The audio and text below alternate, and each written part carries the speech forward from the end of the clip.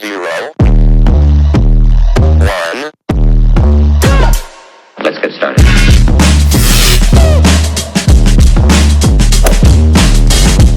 Hello everybody, welcome to another episode of the Black and White United show. I'm your host Andreas. Thank you so much for tuning in with me today.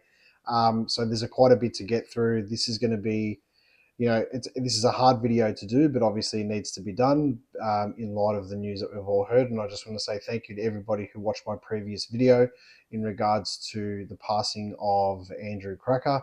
But in this video today, we've got some general updates with Collingwood, and we're going to look ahead to our preview of the original derby, Collingwood and Carlton at the G.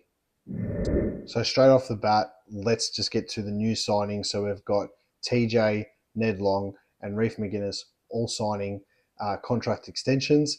The one that I'm really pleased with the most, obviously, is the Reef McGuinness one. He did his knee against the Dogs in the first quarter.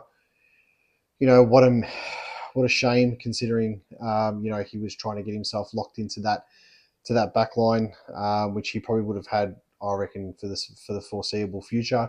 But the fact that Collingwood was able to re-sign him, even though he was on a 1-year deal, get him into rehab, get him going again, and then we should be able to see him the start of the quarter-way mark of next season. Realistically, I would have thought is fantastic. Ned Long deserves the contract extension, considering the way that he's played the last few weeks. So he's probably that depth, that squad member that we need, who's going to come into the side here and there, secure his spot for a while. He may come out once we get some more people back, but like, Tom Mitchell and stuff like that. But we need him in the side. He's performing. He's in our best 23 at the moment, and he's keeping players also like Ed Allen out of the team. So you've got to have those in your squad depth. TJ, defender, running defender. We need that. That's for the future. So I'm really happy with the fact that Collingwood's got that. But I'm just overall so pleased that Reef McGuinness got that deal, what was a few days ago now. So that's awesome to see. And hopefully these boys can prosper and be part of our next flag. Okay, so Collingwood, Carlton, Thursday night, MCG. I mean, it's not going to get it's not going to get much bigger than this. This is a game where we have the opportunity now to shut them out completely, make them go 4-0, and without sounding arrogant, make them bleed even more and stamp our authority on our position in the competition. That regardless of the pressure that's on us for whatever happens, we're going to continue playing our style of football, our arrogant, free-flowing, fast-paced handball, break through the middle and delivering to the forward line, that real manic style of football. We have a chance to put them away. Now, looking at our opposition, Carlton obviously have lost the first three. I'm not even going to think about the Richmond, the Hawthorn, or the most recent game they played. Who was it against? The Dogs. Carlton play a style of football which is very contested, very one-on-one. It's very crash, bash, and bruising footy. It's labour-intensive football. That style of football doesn't really stack up against fast, free-flowing teams, which is the majority of the competition now. So I'm going to try and do this video as much as I possibly can without sounding cocky, because I'm not. I'm just, from what my observation is, and I watch a lot of football from all teams, not just Collingwood, I'm able to see the way that these teams go about their general structure. Around the stoppages, they are very, very dangerous. They are very dangerous on getting the ball and hand passing it out. Their biggest problem is switching the play. Their problem is holding the ball and changing direction of the play, and they tend to kick it to no man's land and bomb it long into the forward line when they probably don't need to, and there's no other better way to term it, but they sort of panic. That's the right word. They panic a lot when they've got the ball and they're running forward. We have the opportunity through players, and these are the players that are going to win us the game if we get up. Beau McCreary, Ned Long. I can see someone like, again, still side bottom, Harry Perryman. And you can say the Dacostas, but I think it's too generic. It's too basic to say the Dacostas are going to do this and that, because you know that they'll rock up. But I'm also looking at players like Isaac Quainer, These type of guys here, they are the ones that are going to win us this game, that are going to put pressure on them. If they have a manic style of game, which they can't control, we have the opportunity to hit them on the rebound. If the delivery in the forward line, they're going to look for Kerno. We know Harry Mackay's not playing. They're going to look for Kerno, and they're going to look for that other bloke. I've just had a mental blank. He kicked 5 goals against the Dogs. Drop a comment and tell me. I had it written down before, but it's somewhere over there and I forgot. Sorry. They are the type of players that they're going to look for on a continuous basis. Zach Williams isn't playing. Now, people might say, who cares? Zach Williams is a type of player that will play against us and have 5 or 6 weeks of terrible football and for some reason not get dropped. And then he'll play against us and he'll kick 6 as a small forward, right? And he'll be electric from the start. When we play against Carlton, these are the guys that lift. They're B grade at best players. They lift. The Jesse Motlops does nothing. And then all of a sudden they play against Collingwood and everyone turns into world beaters against us. If we can stop their delivery into the forward line, very much like the Bulldogs game, if we can stop their midfield break, the quick hand pass out to like a Chera, to Sam Walsh, to any of those type of players, if we can stop that, right, we win this game and we win this game comfortably.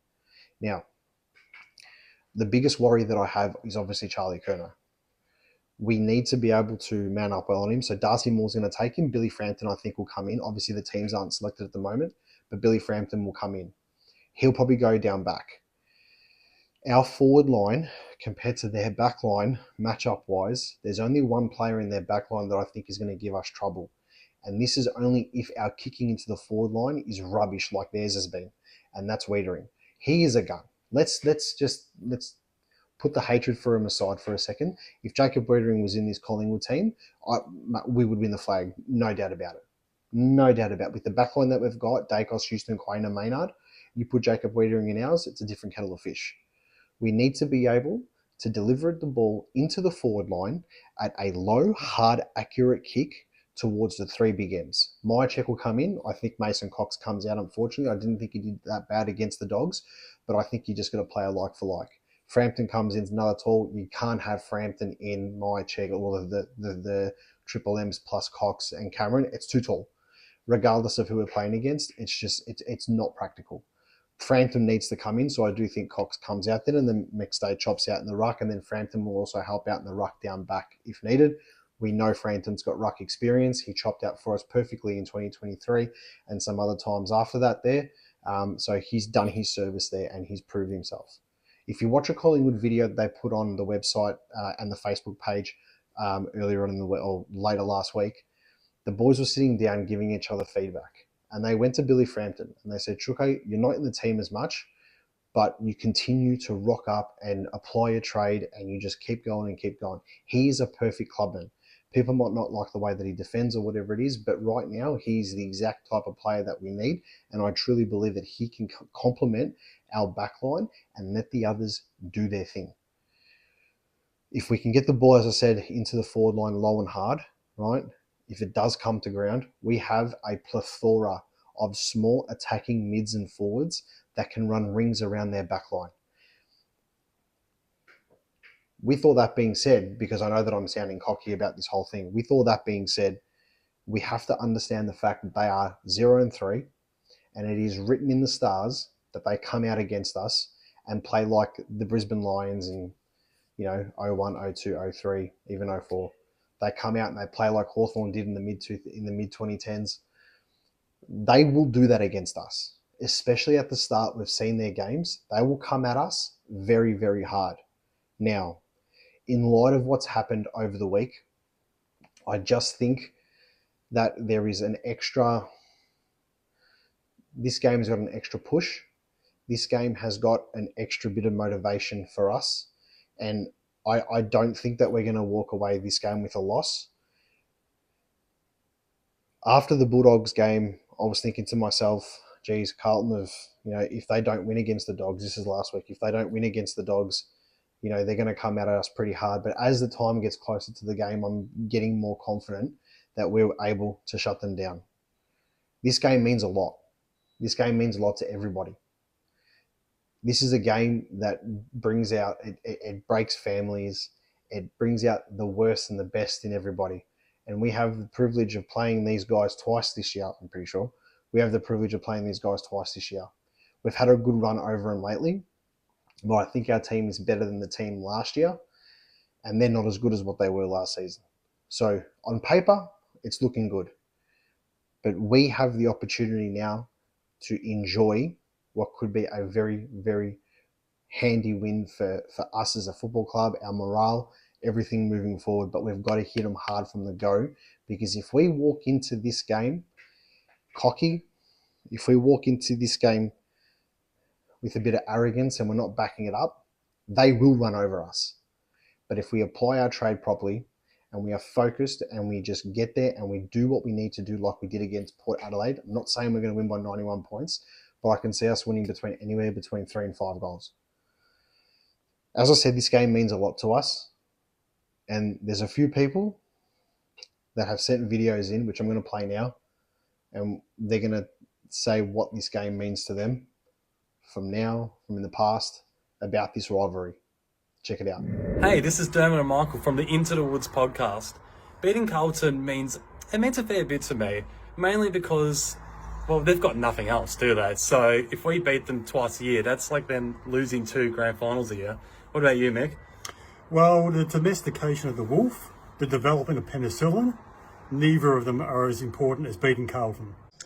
Growing up, going for Collingwood, watching Peter Dacos and Darren Mullane, Evan Graham Wright, Gavin Brown. It was always a big show against the Blues, and I'd always hoped that we'd win as a Pie supporter. And looking forward to this week. Can't wait for Thursday night. Be straight home from work, ready to go. Up the Pies. Beating Carlton means everything to me. Beating them every year is the best bragging rights, and also hate that team very much. Also, Carlton lose, Australia wins. Why we love beating Carlton, or I love beating Carlton, I think the whole game is just a lot of energy, the hype, the build up to it, a lot of the banter that goes on, and you know the history the two clubs have as well. We always loved that 2022 round 23 game, round 24, whichever one it was, where we beat them after coming from about 5 goals behind 3/4 time, and to knock them out of finals by a point. Expect more of that this Thursday. Why I love beating Carlton. It's no better feeling. The arch rivals, grubs, disgusting, terrible football club. Always love to beat Carlton. So we play Carlton again this week, our so-called biggest rivals. Or what I like to call them, the epitome of irrelevance. Yes, like asbestos, they were relevant in the 70s. Not relevant anymore. 2 teams haven't made a grand final this century, one being the Gold Coast and one being those precious baggers. Tells you everything you need to know about them. Pointless. They've got a team of champion players without being a champion team. Tell us how many Colemans and Brownlows you got, but no fucking cups. Like sipping a pina colada by a pool, or getting an extra chicken nugget when you order 12 chicken nuggets from McDonald's.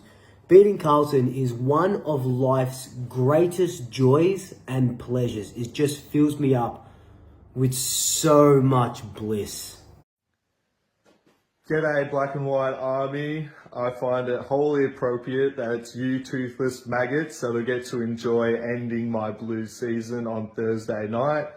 Unfortunately, I don't see any path to victory for Carlton, and I think the Magpies will twist the knife with a 5-goal victory. So please, try to behave yourselves. Enjoy the night. I know today was Dole Day, so don't blow it all before then. And up the fucking baggers.